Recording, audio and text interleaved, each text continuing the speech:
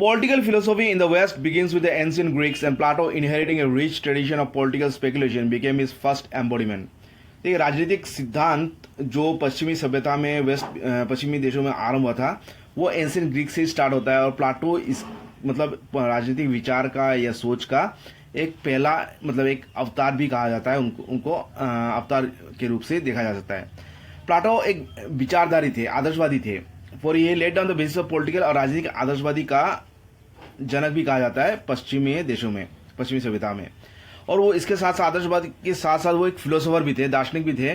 For it seen forms beyond those which could be seen as appearances, जो आंखों से देखा जाता है उससे परे उनका नजर था।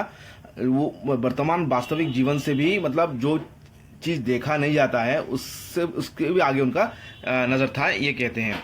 ही वॉज ए रैशनलिस्ट, वो एक तर्कवादी भी थे। For he gave his philosophy a definite vision, उनका दर्शन को उन्होंने एक डेफिनेट एक मार्ग दिखाया था, और जो वर्तमान जीवन से मिलती हो, वर्तमान जीवन से जिसका मेल हो, तो वो एक रैशनलिस्ट भी थे।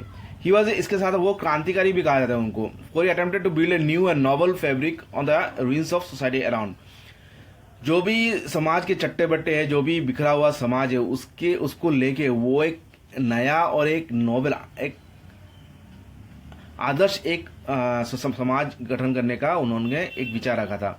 और इसके लिए वो उनको क्रांतिकारी भी कहा जाता है, उनको रैशनलिस्ट भी कहा जाता है, फिलोसोफर भी कहा जाता है, आइडियलिस्ट भी कहा जाता है, और क्रांतिकारी भी कहा जाता है। Obviously, in the process, Plato drifted away from the prevailing system and was thus considered damned as utopian, impracticable, idealist and the like. और उनका यही सोच जो उस समय का समाज से अलग था, उन विचारधारा, इसलिए उनको मतलब यूटोपियन कहा जाता है, इम्प्रैक्टिकल भी कहा जाता है, आइडियलिस्ट भी कहा जाता है। इस तरह का उनको नाम दिया गया था कि वो वर्तमान समाज से उनका कोई मेल नहीं है, इम्प्रैक्टिकेबल नहीं है, वो आदर्शवादी है। इस तरह का उनको मतलब लोग उनका नाम देते थे, वह उनको मतलब आलोचना करते थे उनको। यदि भी उनका इतना समालोचक थे या उनका आलोचना किया जाता था, लेकिन प्लाटो की जो स्थान है वो उनका कोई मतलब दूसरा कोई उनका जोड़ नहीं है, मतलब पश्चिमी वेस्टर्न पॉलिटिकल थॉट में अगर देखा जाए। Newest idealist regard Plato as a teacher and they feel great in calling themselves his disciples.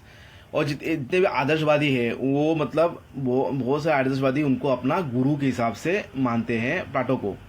Some admire Plato while others condemn him, कुछ तो उनको निंदा करते हैं, लेकिन कुछ उनको सराहना भी करते हैं, प्रशंसा भी करते हैं। और कुछ तो मतलब लेकिन लोग निंदा करते हैं, प्रशंसा भी करते हैं, लेकिन उनको इग्नोर कोई नहीं करता है, क्योंकि इग्नोर करने का कोई किसी का हिम्मत नहीं है। प्लाटो अगर राजनीतिक सोच या सिद्धांत या विचार को अगर हम लोगों को स्टडी करना है तो प्लाटो को हम लोगों को याद करना ही होगा। It is here where Plato's greatness lies. He was indeed the idealist एवं द आइडियलिस्ट, उनको आदर्शवादियों का आदर्शवाद कहा जाता है। द आर्टिस्ट एवं द आर्टिस्ट का आर्टिस्ट कहा जाता है। द फिलोसफर मतलब दार्शनिक के दार्शनिक कहा जाता है, मतलब इन सभी का वो एक बाप थे। एंड द रिवोल्यूशनरी एवं रिवोल्यूशन, क्रांतिकारी का क्रांतिकारी कहा जाता है, मतलब इतना बड़ा उनका स्थान था या मर्यादा था। तो प्लाटो अगर राजनीतिक सिद्धांत कहते हैं या वेस्टर्न पॉलिटिकल थॉट कहते हैं, तो प्लाटो के बगैर वेस्टर्न पॉलिटिकल थॉट हम सोच भी नहीं सकते हैं।